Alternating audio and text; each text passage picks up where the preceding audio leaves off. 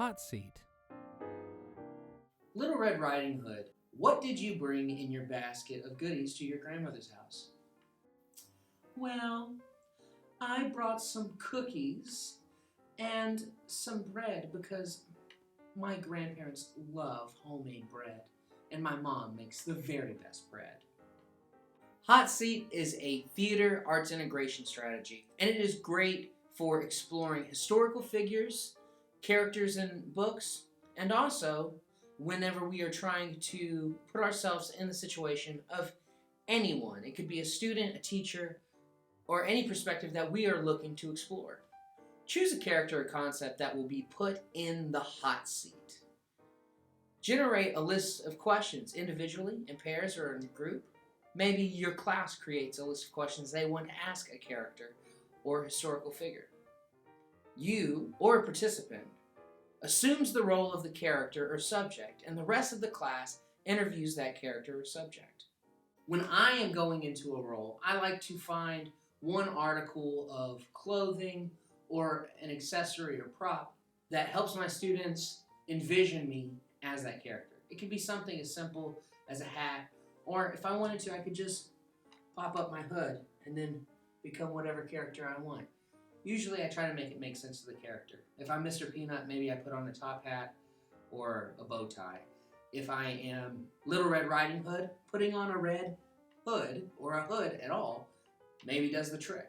Little Red Riding Hood, how did you feel whenever you first saw your grandmother that was actually a wolf? I was very nervous because I never saw my grandmother look that way before.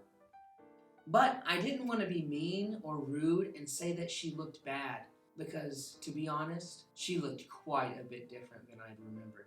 Little Red Riding Hood, is there anything that you would have done differently?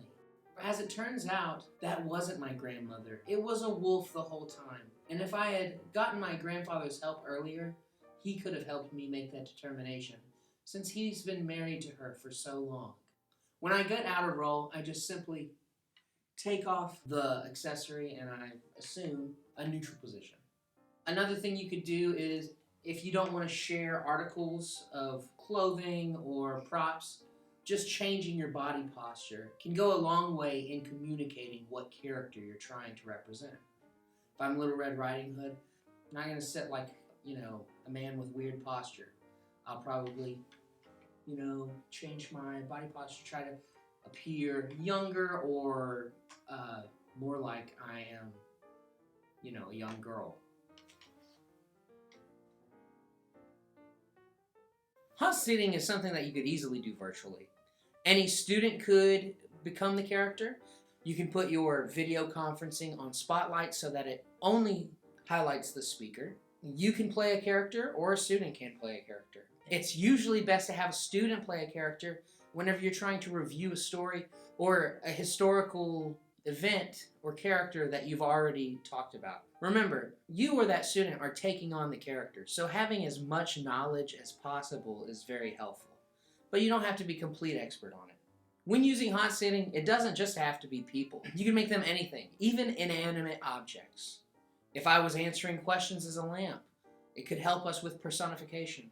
If I was answering questions as a tree, it could help us with trying to understand the biology of a tree and how trees reproduce. Even if you wanted to make this mathematical, you could have somebody be a square or a circle and ask them questions about being a circle or a square. How many vertices do you have? How many sides do you have? Where might I find a square in my everyday life? Questions that get the students thinking about these objects, vocabulary words, characters, and more in deeper ways. It's a great way to help the students connect content because they have to put themselves in the place of whatever they are portraying. It's also a great way to introduce students to a concept, a character, or a historical figure.